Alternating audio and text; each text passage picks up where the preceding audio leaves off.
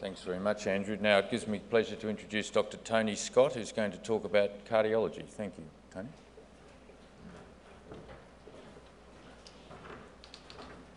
Thank you, and thank you to the organising committee for inviting me to speak. I'm actually going to talk about a pilot which the New Zealand committee of the New Zealand CPD committee rather for the College of Physicians has developed in response to the regular practice review approach. Firstly, disclosures and conflicts. Though I have no financial interests, I definitely have other interests in this, in the sense that I'm talking about a part in the department of which I'm the clinical director, and clearly I have a strong motivation for that to function well. And I also have a role in the CPD committee, so I have a strong interest in CPD in general. I think when looking at assessment of standards, as we've seen, professional standards, there are a number of tensions that need to be looked at when you're designing any sort of program. Formative versus summative, and in that assessment we need to also consider what the public versus professional expectations are. It seems to be fairly clear that they can be quite different in terms of what the public expect of us. Time and financial costs, the burden of responsibility, who owns the information that's gleaned, and who has responsibility for the different phases of the process. The individual physician in this case, the employer, the college, or the regulators, the medical council. The culture is important. Do we go with an airline/industrial culture where ongoing maintenance of standards and skills is just part of the job, it's something that we do. It's not necessarily summative and testing, it's just something you do to maintain your skills. Or do we stick with a more traditional medical model of personal responsibility, being professional and so forth, and taking only an individual approach? I think we also have to look at human factors in terms of how we deal with the issues that arise and how errors arise. I mean, we're familiar with burnout, but there are far more complex issues at play in terms of how we think, how we approach problems, and how we work as individuals within a team. And there are also the health issues of the individual practitioners.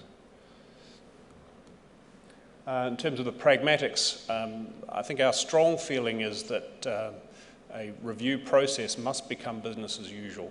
And as such, it must build on existing structures, it must provide secondary gain, if you like, to those that participate in it, both in terms of the individual, but also in terms of the organisation itself. And it must be seen in that light, in that way. I think it must be primarily formative. It must look at improvement and maintenance of standards, as we have talked, being fit for purpose, but also an improvement in development and evolution. I think a summative component is essential in here, or at least a feedback assessment component in terms of levels and standards as much as anything else. So the framework that we've looked at is a little different from what people have talked about up till now. We've come up with a professional development review which looks specifically at the individual, and it arises from an annual review concept, if you like, or annual performance review concept. It's something that would be done annually. But the focus is very much more formative than the summative aspects of an annual performance review. The other aspect, which I think is a little newer, is the service review. That is how the individual fits within their environment. Now, there are some resemblances here to credentialing, and that's intentional, but again, the focus is more on the supportive nature of the environment rather than just credentialing it in terms of looking at adequacy.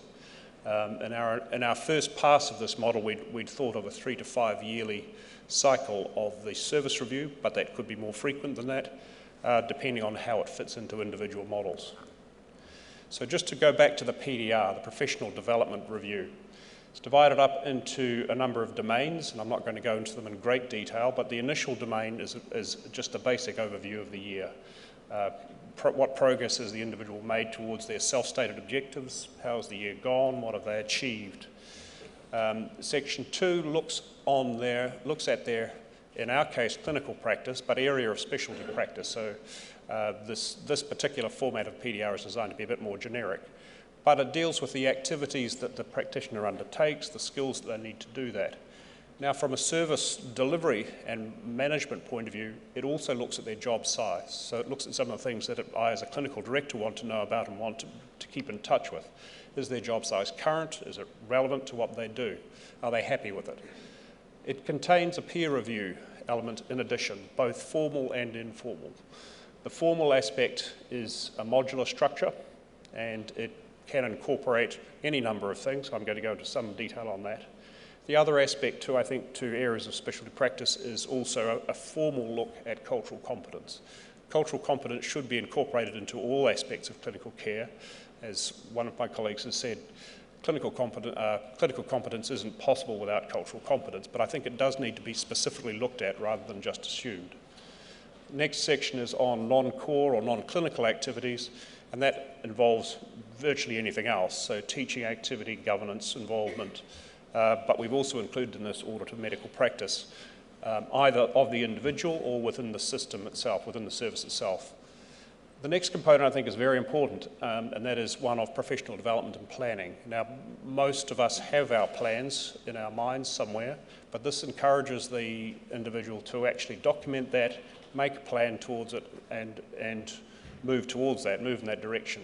Could include a research plan, developing a new skill, maintenance of an at-risk part of their profession, something that they do infrequently, for example, plans to actually maintain that skill or enlarge it. And it includes a formal plan for what their CPD is for the rest of the year. Section 5 looks at job satisfaction purely, and other aspects of how they're interacting with the job that they're doing right now.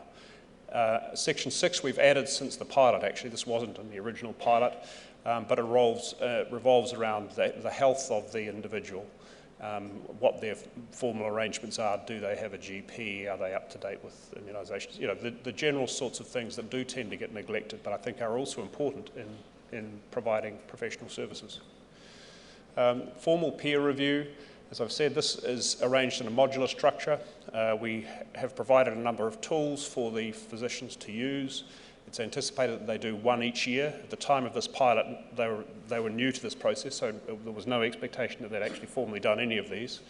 This framework, however, allows you to use tools that have been developed and validated elsewhere, and it also allows to evolve as new tools become available. It can include an external audit. It doesn't need to, an external component rather. It doesn't necessarily need to, but by their nature, many of these things will include external elements. There are interactions and crossover with the service review, as I'll touch on in a moment. These are just examples of what we have listed for our participants in terms of peer review elements, and these are associated with tools which they can use. The service review is a little different, and now we're trying to focus on the physician in their environment, both immediately locally and at a wider level.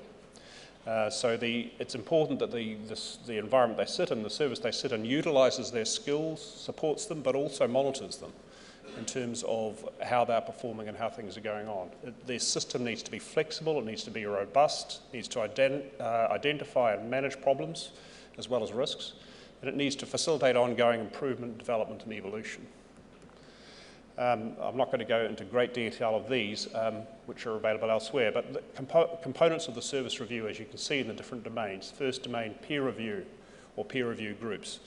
So most of these will exist in departments as they are, but this just documents and formalises it. In the first round, if you like, this is a standard setting exercise, but it would be anticipated that in future rounds you would actually be looking at the output of these things. So the mortality and morbidity reviews, the complex case discussions, conferences and meetings, multidisciplinary meetings, etc.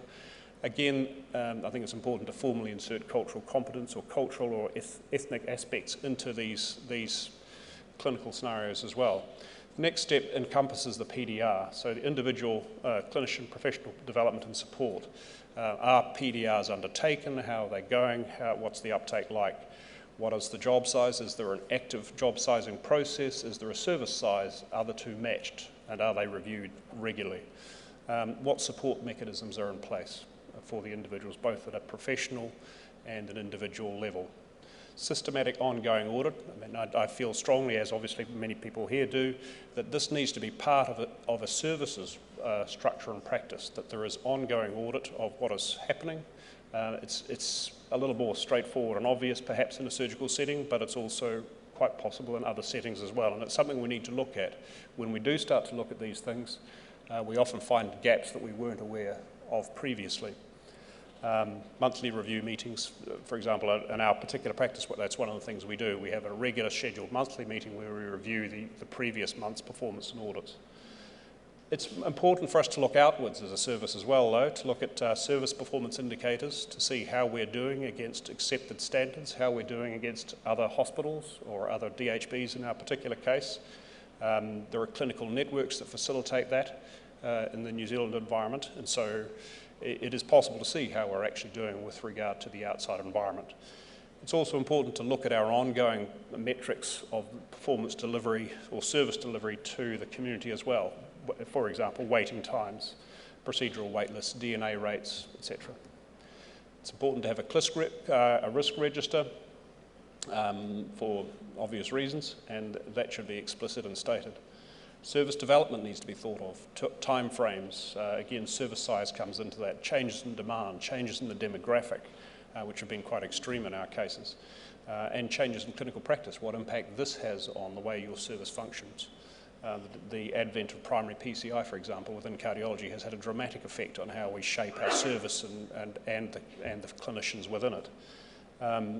It's important to have a performance and satisfaction feedback tool that deals with both how the patients feel about what we're doing, but also how other non-medical or paramedical clinicians feel about the way we're operating. As part of the credentialing element of this, it's also obviously necessary to include the documentation requirements. I don't think this takes the place of credentialing, but it should assist it quite significantly. Again, I highlight the importance of cultural competence in the overall structure. So to look quickly at our pilot, the pilot's objective was really just to look at the feasibility and the acceptability within a hospital setting. What would it look like? How would it work? Could we achieve these high aspirations that we started off with? Logistics, North Shore Hospital, in which we undertook it, by New Zealand standards, is a large district general hospital, not particularly large by international standards. We provide primary public health care, secondary public health care for a population of around 600,000, growing at a rate of about 15 to 20% per annum at the moment. PDR was applied to the entire department. I did not include my responses in it, so there were 11 cardiologists who participated between April and September last year. The PDR interviews were conducted by the clinical director and myself and by the service manager, which would be a typical structure, I would imagine.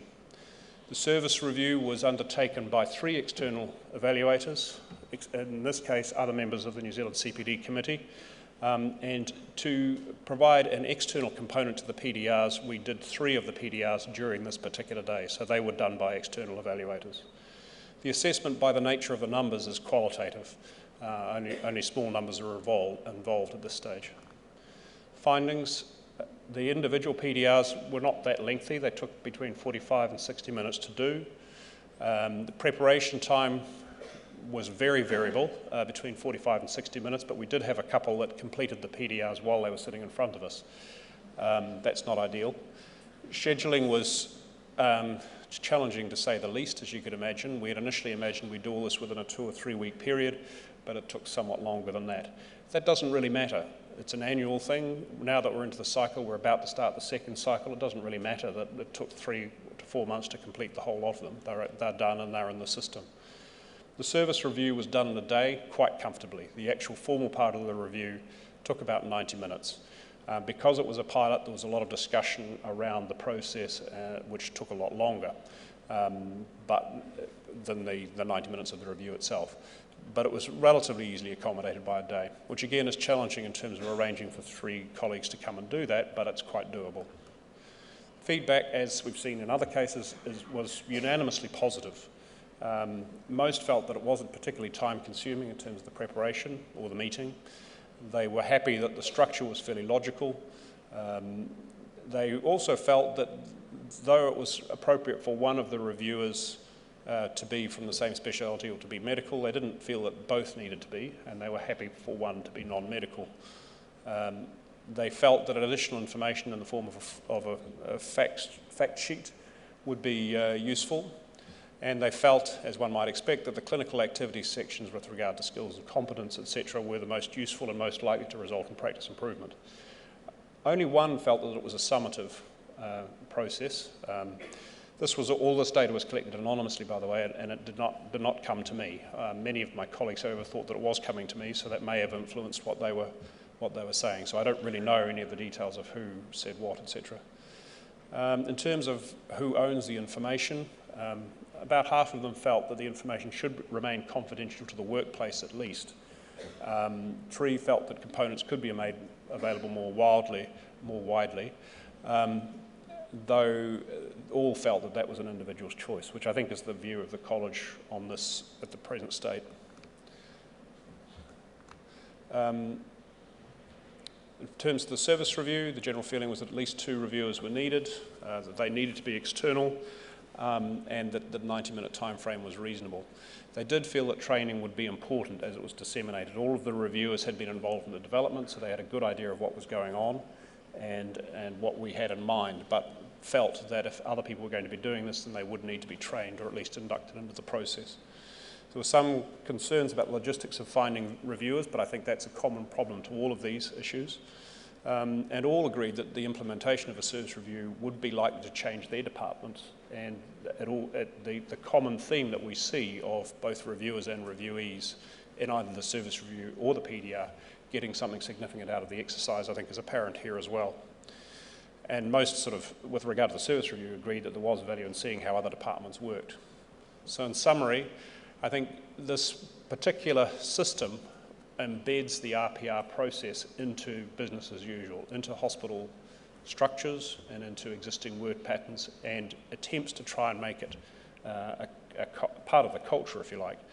I think internal and external review components, external review components are necessary, but using internal review components is also helpful in terms of keeping costs down and keeping it in-house, if you like. It was supported strongly by the administration. In my particular service, they're looking at an annual review process and formalising it, so they were very happy to see this somewhat more detailed approach taken. I think the framework does require a bit more, the framework structure rather, allows for more evolution and insertion of different modules, particularly with regard to the peer review elements that can change as things move forward. There is potential for digitisation. I think discussions a couple of days ago on e-portfolios was quite exciting from my point of view, because I can see a real role for an e-portfolio approach to the PDRs, if not the service review aspect as well. I think the big challenges in adapting this to other environments within New Zealand or Australia or elsewhere, in particular individual practice, either public or private. This is essentially funded by the hospital as it stands at the moment. The future, as I say, developing PDRs for different environments, for combining a PDR and a service review for use with individual practitioners, which is something we're working on at the moment, and incorporating the PDR and service review into a digital format into our current systems as well.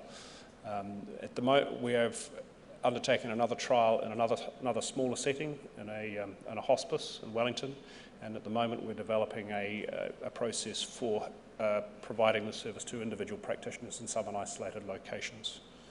But that's where we are at the moment. Thank you.